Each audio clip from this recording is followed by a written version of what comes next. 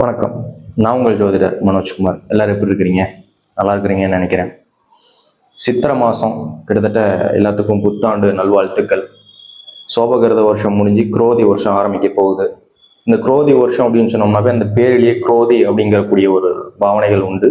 அப்போ அந்த குரோதி அப்படிங்கிறதுக்கான விஷயங்களுக்கு தக்கவே இந்த வருஷத்துல பார்த்தோம்னா ராஜாவா கிட்டத்தட்ட செவ்வாவே வரப்போறார்.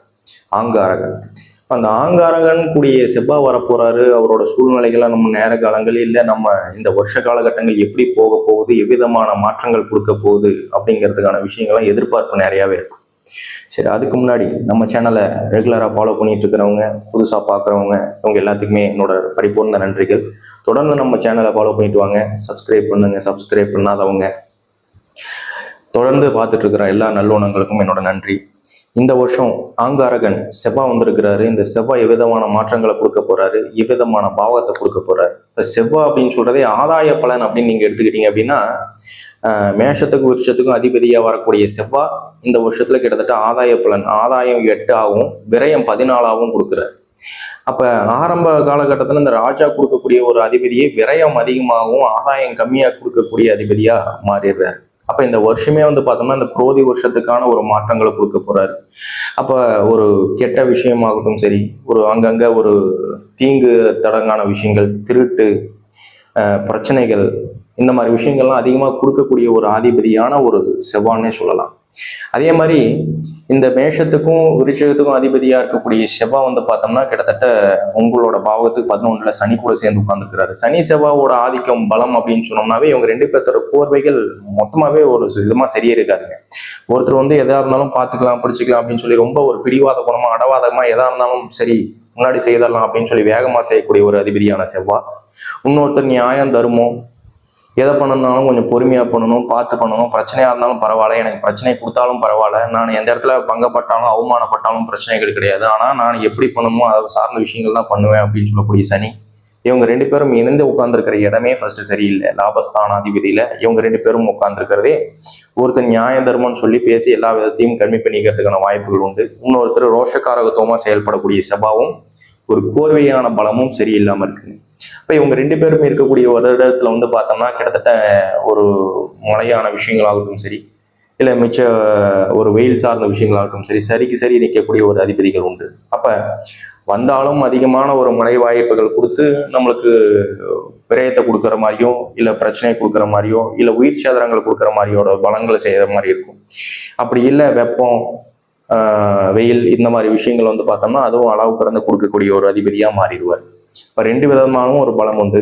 அதே மாதிரி இந்த உணவு சார்ந்த பொருட்கள்ல அதிகமான இன்வெஸ்ட்மெண்ட் பண்றவங்களுக்கு நல்ல ஆதாயத்தை கொடுக்கும். என்ன காரணம்னு கேட்டீங்கன்னா, இந்த வருஷத்துல உணவுப் பொருட்கள் சார்ந்த விஷயங்கள்ல நிறைய ஆதாய பலன்கள் உண்டு, நிறைய விலை மாற்றங்கள் உண்டு, அவங்களுக்கு நல்ல பலன்கள் உண்டு அப்படின்னு சொல்லலாம். இப்போ பழங்கள், காய்கள், இல்லை தானியங்கள், இந்த சார்ந்த விஷயங்கள் இன்வெஸ்ட்மெண்ட் பண்றது, இல்லை இதுக்கு ஒரு விலை மாற்றங்கள், விலை உயரங்கள் ஏற்படுத்துறது, இந்த மாதிரி விஷயங்கள்லாம் நிறைய ஒரு ஆதாய பலன்கள் உண்டு. அப்ப பிசினஸ் சார்ந்த விஷயங்கள் எது இருக்கு அப்படின்னு கேட்டீங்கன்னா, உணவுப் பொருட்கள், இந்த மாதிரி விஷயங்களை பார்த்தோம்னா இன்வெஸ்ட்மெண்ட் பண்றாங்க அப்படிங்கிறவங்க நல்ல ஒரு ஆதாய பலன்கள் உண்டு.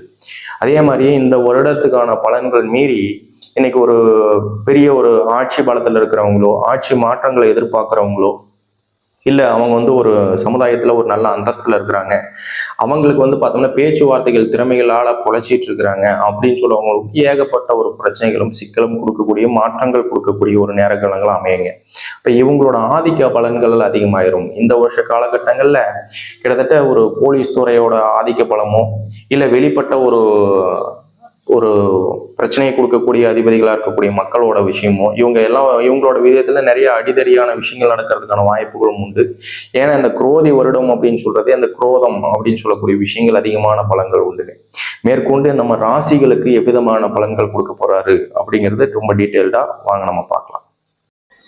துலா ராசி கிட்டத்தட்ட நம்ம ராசிக்கு இந்த வருட காலகட்டங்கள்ல செவ்வாய் 7ல் உட்கார்ந்துருக்கிற 7ஆம் வீட்டு அதிபதியான செவ்வாவே ஆங்காரகனா வந்துடுறாரு. இந்த ஆங்காரகனா வராரு. அவரு நம்மளுக்கு குடும்ப ரீதியான மாற்றங்கள் எப்படி தரப்போறாரு. 2வது 7ல் இருக்கக்கூடிய குரு நம்மளுக்கு 8ல உட்காந்துடுறாரு. இந்த விதமான குழப்பம் நம்மளுக்கு இந்த வருஷம் ரொம்ப அதிகமாகவே இருக்கும். அப்ப எதிர்பார்த்த விஷயங்கள் பார்த்தோம்னா நம்மளுக்கு நிறைய விதமா நடக்கல. நம்ம ஒரு நியாயம் தர்மம்னு போகக்கூடிய ஒரு ராசின்னு சொல்றோம். அப்ப அந்த ராசிக்கு தகுந்தாப்புல எந்த விதமான மாற்றங்கள் கொடுக்க போகுது, நம்மளுக்கு முன்னேற்றம் இருக்கா, விரயங்கள் இருக்கா, தனபாக்கிய ரீதியான பலம் உண்டான்னு பாத்தீங்கன்னா, இந்த துலா ராசிக்கு ஆதாயம் அப்படின்னு சொல்றது வேற 2%, விரயம் அப்படின்னு சொல்றது 8%. கிட்டத்தட்ட மிச்ச ராசியை கம்பேர் பண்றப்ப இந்த ராசி ஓகேன்னு தான் சொல்லுங்க. இதே சிம்ம ராசிக்கு பாத்தீங்க அப்படின்னு சொன்னோம்னா 2% தான் ஆதாயம் இருக்கு, விரயங்கள் 14 இருக்கு.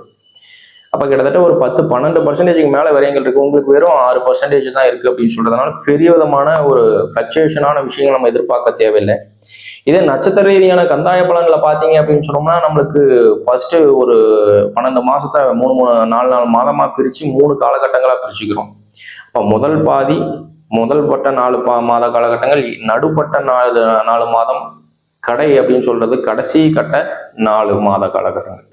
இதுல சித்திர நட்சத்திரத்துல பிறந்தவங்களுக்கு, துலா ராசிக்காரங்களுக்கு எவ்விதமான பிரச்சனையும் கிடையாது. ஏன்னா முதல் பாதி மாத காலகட்டமும் நல்ல ஒரு வளர்ச்சி உண்டு, உடல் ரீதியான பாதிப்பு கிடையாது, போகக்கூடிய வேகத்துல நம்ம போயிட்டு இருக்கலாம், முன்னேற்றத்துக்கான விஷயங்கள் உண்டு. இடைப்பட்ட நடுப்பாதி காலகட்டங்களும் நம்மளுக்கு பயப்பட தேவையில்லை, எந்த விஷயத்தை கண்டும் சிரமப்பட தேவையில்லைன்னு சொல்லணும். அப்ப குடும்ப ரீதியான மாற்றங்கள் இருந்தாலும், முன்னேற்றங்கள் இருந்தாலும் ஒரு சில விஷயங்கள் நமக்கு தயக்கங்கள் ஏற்படலாமே தவிர்த்து பயப்பட தேவையில்லை அப்படின்னு சொல்லக்கூடிய ஒரு விஷயம். கடைசி 4 மாத காலகட்டங்கள் நம்மளுக்கு பண வரவும், தனபாகிய ரீதியான விஷயங்கள் நம்மளுக்கு கொடுத்த இடத்துல திருப்பி வருமா, வரவு செலவு பாக்கியத்துல ஏதாச்சும் குறைகள் கொடுக்குமா, இல்ல வில்லங்கத்தை கொடுக்குமா, பிரச்சனை கொடுக்குமா அப்படின்னு சொல்லக்கூடிய விஷயத்துல நம்ம எதிர்பார்க்க தேவையில்லை. அப்ப இந்த நட்சத்திரத்துல பிறந்தவங்களுக்கு, துலா ராசிக்காரங்களுக்கு பெரிய விதமான பாதிப்பு, அபரிவிதமான விஷயங்கள், விரயங்கள் சார்ந்த விஷயங்கள் நம்மளுக்கு பெரிதளவு கொண்டுட்டு போக தேவையில்லை. இப்ப இருக்கிறதுக்கு தக்க அதுக்கு மீறின விரயங்கள் ஆனாலும் நம்மளுக்கு அது அளவு கடந்து விரயங்கள் ஆகிற மாதிரி தெரியலாம். ஆனா அதுவே பார்த்தோம்னா மிச்ச ராசியை கம்பேர் பண்றப்ப உங்களோட ராசி அந்த அளவுக்கு பெரிய பாதிப்பு கொடுக்கல, அது ஓரளவுக்கு நம்மளுக்கு சமாளிக்கக்கூடிய ஒரு வலிமையா இருக்கக்கூடும். அடுத்தது சுவாதி நட்சத்திரத்தை பிறந்த துளாராசி நண்பர்களுக்கு பார்த்தோம்னா அதே மாதிரியே சித்திர நட்சத்திர பிறந்தவங்களுக்கு மாதிரியே உங்களோட ராசிகளுக்கும் ஃபர்ஸ்ட் 4 மாத காலகட்டங்கள் நல்ல ஒரு முன்னேற்றங்கள் உண்டு. நம்மளுக்கு ஒரு உடல் ரீதியான பிரச்சனைகள் ரொம்ப நாளா நம்மளுக்கு உடல் சரியாம இருந்துச்சு, வீட்டுல மருத்துவ ரீதியான செலவினங்கள் பண்ணிட்டு இருந்தேன், இல்ல தேவையில்லாத விரயங்கள் செய்துட்டு இருந்தேன், என்ன ஆச்சுன்னு எதுன்னு தெரியல, நம்மளுக்கு அளவுக்கு மீறின விரயங்கள் நடந்துட்டுச்சுன்னு சொல்லிட்டு இருக்கக்கூடிய ஒரு சமையலா இருக்கு. அது சார்ந்த விஷயங்கள் நம்மளுக்கு போக தேவையில்லை. நல்ல மாற்றங்கள், முன்னேற்றங்கள் சார்ந்த விஷயங்களுக்கும் நம்ம வீட்டுல பெரியவங்க இருக்கிறாங்க, நான் ஹாஸ்பிட்டல்ல பார்த்துட்டு இருந்தேன், அது அவங்களுக்கு நல்லா இருக்குமா, எல்லா விஷயத்திலும் நம்மளுக்கு பாசிபிலிட்டிஸ் ஏற்படும். அதே நடுவுப்பட்ட பாதியான 4 மாத காலகட்டங்களும் நம்மளுக்கு பயப்பட தேவையில்லை, எந்த விஷயங்களை கண்டும் நம்ம அஞ்ச தேவையில்லை, எந்த விஷயத்தை கண்டும் நம்ம முன்னேற்ற பாதைக்கு போகலாம், அடுத்த கட்ட ஸ்டெப்புக்கு போகலாம். அப்ப அடுத்தடுத்த விஷயங்கள் நம்மளுக்கு போல்ட்னஸுக்கு தகுந்த மாதிரியே எந்த விஷயமா இருந்தாலும் பார்த்துக்கலாம் அப்படின்னு ஒரு காலம் நின்று செயல்படக்கூடிய ஒரு மாத காலகட்டங்கள் அமைஞ்சே தீரும். கடைசி 4 மாத காலகட்டங்களும் நம்மளுக்கு ஏதோ கொடுத்தது வரல அப்படின்னு சொல்லலாம், பாதிக்கு பாதியாச்சும் நம்மளுக்கு ரெக்கவர் ஆகிறதுக்கான சூழல்கள் அமைச்சு கொடுக்கும். இல்லை நான் ஏதாச்சும் இன்வெஸ்ட்மெண்ட் பண்றேன், ஏதாச்சும் வாங்குறேன், இல்லை புது விதமான சொத்துக்கள் மேல ஏதாச்சும் ஒரு இன்வெஸ்ட்மெண்ட் சார்ந்த விஷயங்கள் போகலாமா, தாராளமா போகலாம், எவ்விதமான பிரச்சனையும் கிடையாது.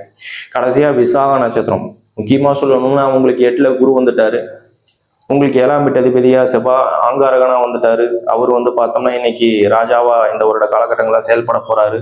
அப்ப நம்மளுக்கு எதிர்ப்புகள் அதிகமா வருமா, பிரச்சனைகள் கொடுக்குமா அப்படின்னு கேட்டீங்கன்னா இந்த விசாக நட்சத்திரக்காரங்க தான் ரொம்ப ரொம்ப ரொம்ப ஜாக்கிரதை. அப்ப இந்த விசாக நட்சத்திரக்காரங்களுக்கு ஃபர்ஸ்ட் ஸ்டார்டிங் அப்படின்னு சொல்றப்ப நம்மளுக்கு உடல் ரீதியான பாதிப்பு லைட்டா கெடுற மாதிரியும், இல்ல ஓரளவுக்கு நம்மளுக்கு ஆஸ்பத்திரி செலவுகள் பண்ற மாதிரியும், இல்ல ஆஸ்பத்திரிக்கு போயிட்டு ரெக்கவர் ஆக முடியாம ஒரு சில விஷயங்கள் நம்ம தயக்கம் ஏற்படுற மாதிரியும் ஸ்டார்டிங்லயே காட்டும். அதுவே அடுத்த 4 மாத காலகட்டங்களில் பார்த்தோம்னா பயப்படக்கூடிய சூழ்நிலை உற்பத்தி பண்ணி கொடுக்கும். அப்ப நம்மளுக்கு எதிர்ப்புகள், எதிரிகள் சார்ந்த விஷயங்கள், நம்மளுக்கு இது நடக்குமா அது நடக்குமா நீ நினைச்சுக்கிட்டு இருந்த விஷயங்களை தயக்கத்தை ஏற்படுத்துறது, தாமதத்தை ஏற்படுத்துறது.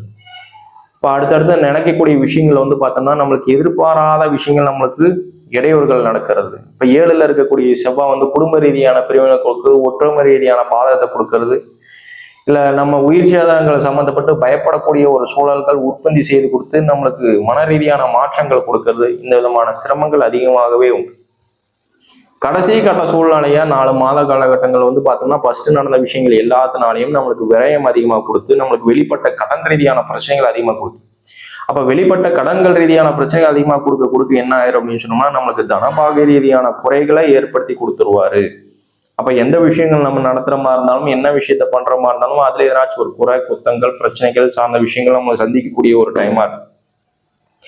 அப்ப நான் என்ன சொல்றேன் அப்படின்னு சொன்னோம்னா இந்த வருட காலகட்டங்கள் நம்மளுக்கு டைம் சரியில்லை, ரொம்ப மோசமா இருக்கு அப்படின்னு சொன்னோம்னா, நம்ம பிறந்த கால ஜாதக காலகட்டங்களும் நீங்க எடுத்து பார்க்கறது ரொம்ப முக்கியம். அப்ப விசாக நட்சத்திரத்துல பிறந்த துளாராசிக்கார நண்பர்களுக்கு மட்டும் நான் சொல்றது என்னன்னா, தயவு செய்து இந்த சித்திரை மாசம் பிறந்ததுக்கு அப்புறம் உங்க ஜாதகம் எப்படி இருக்கு, உங்க பிறந்த கால ஜாதக காலகட்டங்கள்ல எப்படி விதமான நேர காலங்கள் இருக்கு, நம்மளுக்கு விரயம் இருக்கா, ஆதாயம் உண்டா, பலன்கள் உண்டா, உயிர் சேதங்கள் எதுவும் இல்லையா, நேர காலங்கள் சம்மந்தப்பட்டு எப்படி இருக்கு அப்படின்னு சொல்றது மட்டும் தெளிவா போய் நல்ல ஜோதிடரா நல்ல ஒரு நேர காலங்களா பார்த்து அமைச்சு நீங்க அதுக்கு தகுந்த மாதிரி ஒரு நேர காலங்களை அமைச்சு சீர்திருத்தப்படுத்திக்கிறது ஒரு சீர்திருத்தமான விஷயங்கள். முக்கியமா சொல்லணும்னா விசாக நட்சத்திரக்காரங்களுக்கு இல்ல ஜென்ரலாவே இந்த மாத காலகட்டங்களில் எல்லா ராசியில் இருக்கிறவங்களுக்கும் குலதெய்வ வழிபாடு அப்படின்னு சொல்றது ரொம்ப மெயினான விஷயங்களா பண்றது நல்ல ஒரு ஆதாய பலன்களா கொடுக்கும்.